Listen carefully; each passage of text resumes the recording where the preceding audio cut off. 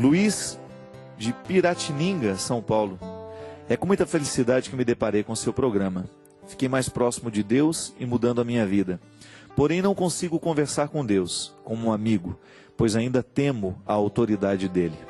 Como se eu precisasse marcar dia e hora para um papo franco. Como fazer para ser de fato um amigo e confidente de Deus? Digo que apesar de não frequentar a igreja, há muito tempo procuro levar uma vida cristã e correta.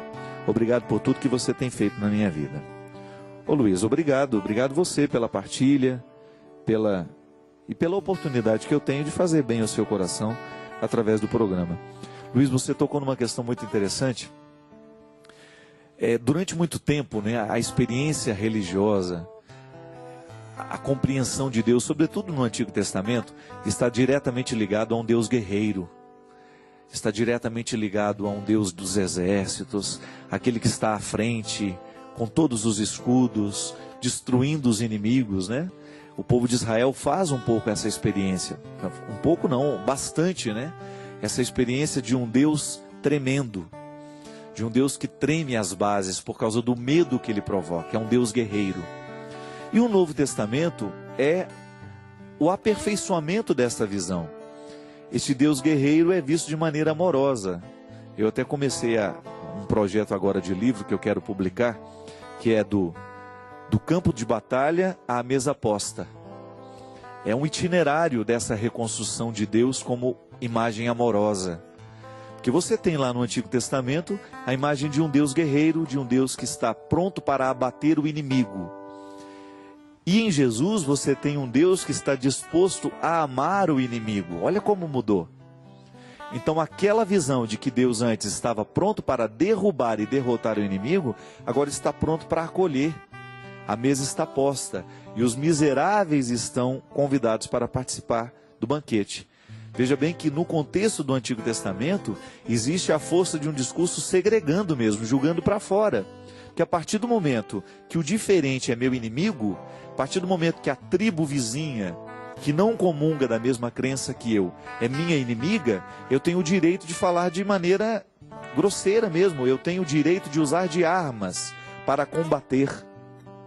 E aí a igreja, ela pôs a mão, pediu o perdão, sobretudo pelo tempo da Inquisição, quando de maneira terrível, pelas forças do momento presente, da história daquela época, daquele momento, as pessoas que não criam da mesma forma eram julgadas na fogueira, eram queimadas em praça pública para que os hereges pudessem ver e diante do medo não fazerem a mesma coisa.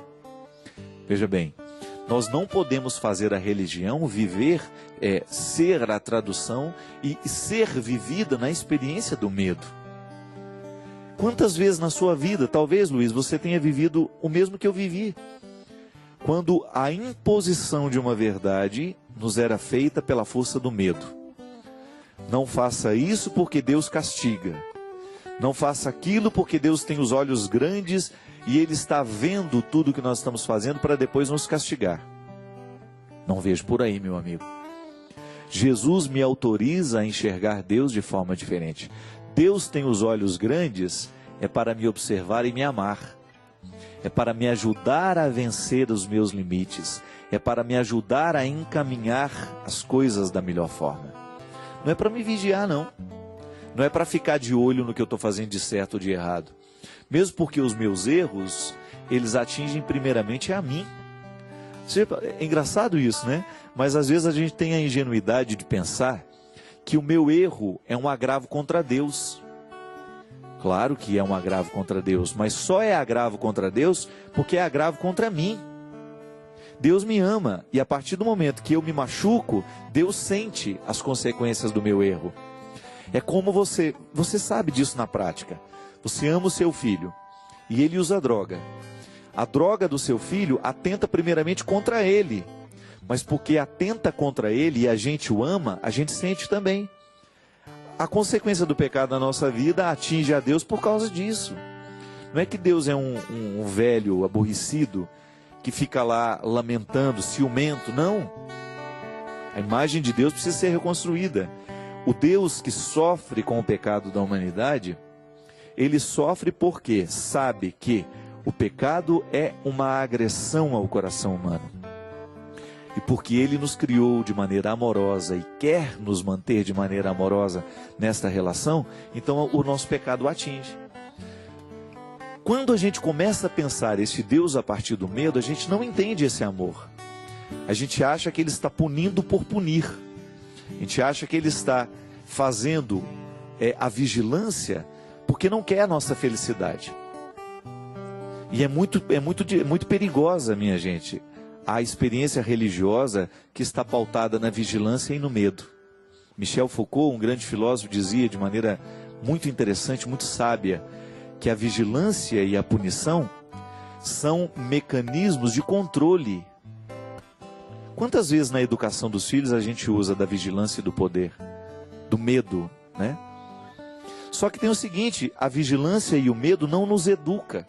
Ela apenas nos controla por um tempo. E depois que você já não tem mais o poder da vigilância e do medo, você esquece, não tem o valor incorporado. É igual aquela velha história. Tem uma plaquinha lá, proibido pisar na grama. A gente olha para o lado, olha para o outro, não tem ninguém vigiando, a gente pisa. É porque a gente não entendeu o valor do jardim. A vigilância e a punição estão muitas vezes a serviço da minha falta de reconhecimento do valor. Se eu sei que é um valor, eu não vou pisar na grama. Se eu reconheci o jardim como um bem público que precisa ser preservado, eu não vou pisar. É igual, a gente não precisa andar na testa, olha, não me bata, não me agrida, não me mate. Mas infelizmente algumas pessoas batem, algumas pessoas agridem. Não me traia, não é? A gente não precisa escrever isso. Agora, o outro, infelizmente eu estou na mão do outro. Quando eu saio da minha casa, eu estou dependendo do valor que o outro aprendeu ou não, de respeitar a minha vida. Eu saio e respeito a vida do outro, por quê? Minha mãe me ensinou esse valor, meu pai me ensinou esse valor. O meu caráter foi moldado para compreender o outro como um valor absoluto, que eu não posso banalizar.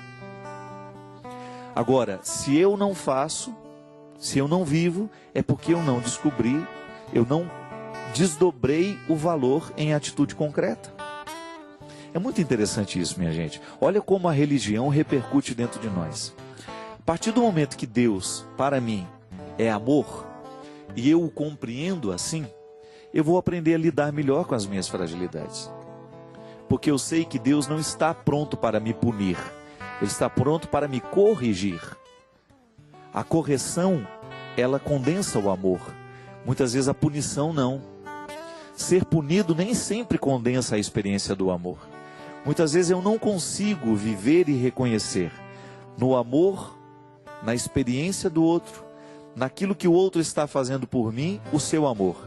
Por quê? Porque muitas vezes está uma dose exagerada de punição. Quando na verdade o amor é que me faz perceber que a atitude do outro é para o meu bem. É como você receber lá uma correção fraterna de alguém que não ama você. Receber uma correção fraterna que alguém que tem uma arma na mão é horrível. Que coloca na sua cabeça, né? Metáfora isso, não estou dizendo uma arma de verdade. Muda, faz isso, papapá. E se você não percebe que existe uma expressão amorosa naquilo, você não vai ouvir, você não vai dar atenção. Agora, quando você percebe que o conselho que você está recebendo está carregado de afeto, de interesse por você, aí é diferente. Você começa a abrir o ouvido, prestar atenção no que o outro está dizendo. Por isso que é muito bom você ter pessoas que façam parte do seu processo humano com profundidade.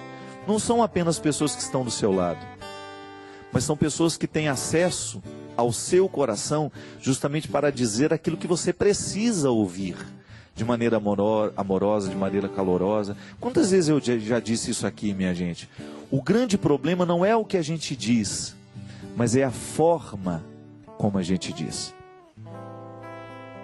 Muitas vezes nós usamos a palavra certa do jeito errado. Ou muitas vezes usamos a palavra errada, mas do jeito certo. Mas não pode. Eu não posso ter essa confusão. A religião repercute em nós neste momento. Qual é a visão que eu tenho de Deus? Pode observar. As pessoas elas vão agir de acordo com a imagem que elas têm de Deus também. Se elas serão misericordiosas, se elas serão julgadoras, se elas serão preconceituosas, tudo isso está diretamente ligado à experiência que nós fazemos de Deus. E é por isso que o mundo precisa ficar melhor a partir do cristianismo, porque Jesus reconfigura esta imagem. Deus não é um guerreiro, Deus é um pai amoroso. E porque Ele é um pai amoroso, Ele nos ensina a sermos irmãos fraternos. O pai que me ama, me ensina a ser irmão fraterno. Por isso, Luiz, a sua relação com Deus vai melhorar a partir do momento que você reconstruir essa imagem dentro de você. E é possível, meu amigo. Nós não precisamos morrer acreditando no Deus guerreiro. Leia os evangelhos, mergulhe no mistério dos evangelhos, entre na beleza dessas passagens, desse Jesus que nos revela a face amorosa de Deus. É o melhor jeito de você reconstruir essa imagem, muitas vezes terrível, que você tem de Deus. Adélia Prado, a obra dela, é muito marcada pela religiosidade, já falei isso aqui várias vezes, né? E é bonito quando você percebe na obra de Adélia, esta visão de um Deus terrível sendo ressignificado. Quando o Deus terrível passa pelo crivo do amor agora. E é por isso que nós dizemos de maneira bonita, Jesus é a hermenêutica do Pai. O que é hermenêutica? É a interpretação, a ciência da interpretação. Então você só pode interpretar o Antigo Testamento a partir do Novo. Jesus é a hermenêutica, é a regra de interpretação. Você não pode interpretar o Antigo Testamento sem a conexão com o Novo. Porque senão a gente vai achar que a gente tem direito de matar os inimigos da gente. Que nós vamos ter o direito de apontar as armas para a tribo vizinha e matar só porque eles são diferentes de nós. Olha os problemas religiosos no mundo. Estão diretamente associados a esta intolerância. Quando nós não temos uma imagem de um Deus amoroso, nós corremos o risco de ter uma imagem de um Deus guerreiro, que nos autoriza a luta, que nos autoriza a agressividade, que nos autoriza o espírito tribal. E o espírito tribal não constrói sociedade, minha gente. A sociedade só pode ser verdadeiramente construída a partir do espírito fraterno, que nos permite olhar para o diferente de maneira amorosa e acolhê-lo, mesmo sendo ele diferente de nós.